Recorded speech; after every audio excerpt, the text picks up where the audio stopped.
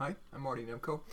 This is an adaptation of part of a chapter of my new book, Careers for Dummies, and this one is called Curing Career Fear. Am I ever going to land a job? I know I need to network, but I don't want to look like a loser who needs to beg people for a lead. And I don't like imposing. I'm afraid I'll sound stupid, and I don't even know what kind of job I want. Okay, I'll call one networking contact. She'll be nice, but does she really know anyone who could hire me? Probably not. And even if she does, I'll be terrified at the interview.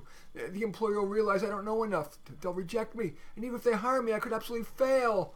I'll get fired, and then I'll have an even harder time finding a decent job. I'll end up sweeping floors. I'll end up a bag lady. And even if I succeed, I don't want to be like those people who work a zillion hours a week. They have no life. I think I'm going to get something to eat. Maybe I'll think about looking for a job tomorrow. Maybe. Even competent people can suffer from career fear. The imposter syndrome, fear of failure, and or the Peter Pan syndrome, the fear of growing up. Of course, there are no magic pills, but these have most often helped my clients. Regarding the imposter syndrome, probably most university-trained professionals feel like an imposter at the beginning of their career at least, and even ongoing. That's because a lot of that training, especially and ironically at prestigious research-driven universities, is dispensed by academicians who are longer on theory than on master practice. Maybe just my reminding you of that could help a bit. Additionally, recognize that every beginner, by definition, has a lot to learn. Key to curing the imposter syndrome is to accept that you are a beginner. Then maintain an experimental mindset. Try things out and change when they don't work. Beg for feedback from clients, from customers, especially from master practitioners. Also, observe them in action.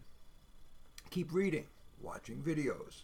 Become active in online groups, forums, for your profession. Attend conferences and ask clients or customers for honest feedback.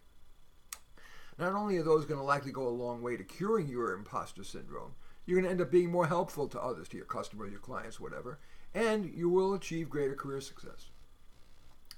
The next component of career fear is fear of failure. That, and its sibling fear of rejection, so often keeps people from even trying to succeed. They trade the possibility of success for the phony comforts of thinking, I could have succeeded if I had tried. At least I didn't appear like a fool. Or I didn't impose myself on others, at least. Well, I must admit I feel like a bit of an imposter myself as I offer suggestions here, because these suggestions have only yielded middling success among my clients, but it's the best I got.